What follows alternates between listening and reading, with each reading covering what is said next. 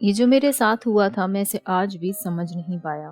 میں جب high school pass کر چکا تھا اور بس کالج میں آنے ہی والا تھا، تب میں اپنے دادا کے ساتھ ان کے فارم لینڈ پر رہنے چلا گیا۔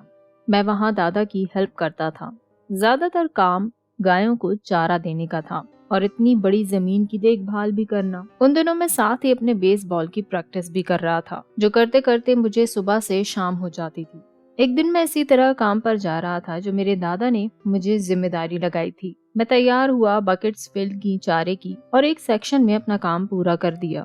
اب دوسرے سیکشن کے جانوروں کو چارہ ڈالنے کے لیے جا ہی رہا تھا کہ دیکھا کہ اس جگہ کی چابیاں میں اپنے فارم ہاؤس پر ہی بھول آیا۔ اب اتنی واک کر کے دوبارہ جانا تھا تو میں نے خود کو ریلیکس رکھنے کے لیے ہلکی ہلکی سیٹیاں بجانا شروع کر دی۔ اب کچھ قدم چلنے کے بعد مجھے آواز آئی جیسے میری سیٹیوں کی کوئی نقل کر رہا تھا، یعنی دوسری پراپرٹی کی طرف سے مجھے سیٹیوں کی آوازیں آ رہی تھی۔ مجھے لگا شاید کوئی دوسرا میری سیٹیوں کے جواب میں ایسا کر رہا ہے۔ پھر سوچا کہ شاید کوئی پرندہ ہے۔ میں تقریباً روز ہی اکیلا ہوتا تو وہاں کام کے دوران سیٹیاں بجانا شروع کر دیتا، لیکن اس دن مجھے ساتھ ہی آواز سنائی تھی، یعنی کوئی میری سیٹی کا جواب دے رہا تھا۔ لیکن اگلے 2 دن میں نے نوٹ کیا کہ میں نے سیٹی نہیں بجائی، مگر دوسری جانب سے میرے وہاں ہوتے وقت سیٹی کی آواز آتی رہی۔ ابھی دوسری طرف سے سیٹی کی آواز آنے کی مجھے عادت ہو گئی تھی، لیکن ایک دن جب آواز نہیں آئی تو مجھے تجسس ہوا کہ آخر آج کیوں نہیں آئی اس طرف سے کوئی سیٹی کی آواز۔ اب اس دن جب سیٹی نہیں بجی تھی تب میں اپنی چابیاں لیے چارہ ڈال کے واپس جا رہا تھا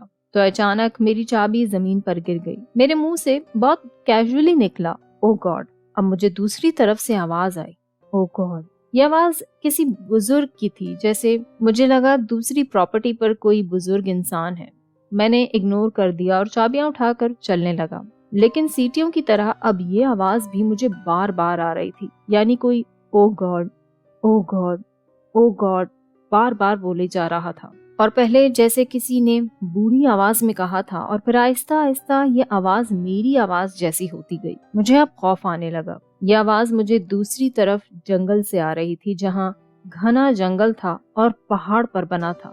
مجھے چلتے چلتے اب اچانک گندی سی بدبو آنا شروع ہو گئی، جیسے کسی گندے جانور کا گوشت یا کوئی کچرا سڑ رہا ہو۔ اتنے میں مجھے جنگل سے پتوں کی آواز آئی، جیسے اب کوئی وہاں سے چل کر میری طرف آ رہا ہے۔ جنگل جو میرے دائیں جانب تھا۔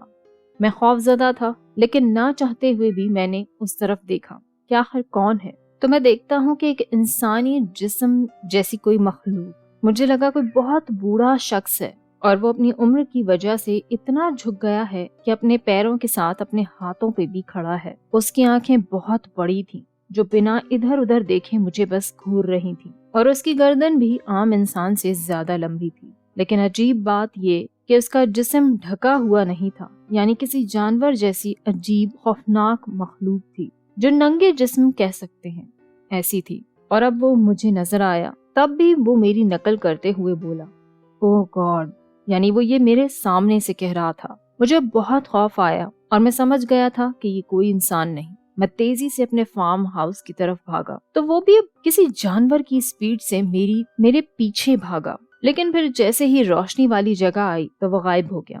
میری سانسیں پھول گئی تھیں۔ میں گھر کے اندر جا کر ہمت کر کے کھڑکی سے باہر دیکھتا ہوں تو وہ مخلوق مجھے دور دور تک نظر نہیں آئی۔ میں نے اس بارے میں پھر دادا کو کچھ نہیں بتایا اور اپنے اندر ہی بس کوئی لاجیکل ایکسپلینیشن ڈھونڈنے میں لگ گیا کہ آخر وہ چیز کیا تھی، لیکن وہ یقیناً کوئی انسان نہیں تھا۔